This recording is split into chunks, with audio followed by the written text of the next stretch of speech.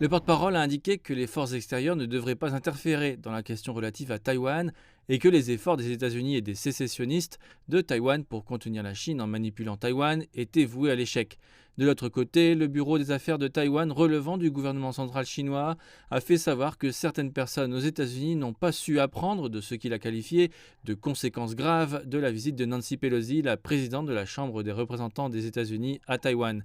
Il a ajouté que les autorités de Taïwan courtisaient régulièrement les forces extérieures anti-chinoises au motif de provocations sécessionnistes. Le bureau des affaires de Taïwan a souligné que ces visites exposaient les intentions malveillantes des États-Unis de contenir la Chine en manipulant Taïwan et celle des autorités de Taïwan de compter sur les États-Unis pour le sécessionnisme. Il a également averti les autorités de Taïwan que si elles ne renonçaient pas à leurs projets sécessionnistes, elles en seraient plus durement punies. Parallèlement, le commandement du théâtre oriental de l'armée populaire de libération de Chine a organisé des manœuvres militaires interarmées dans les eaux et l'espace autour de l'île de Taïwan.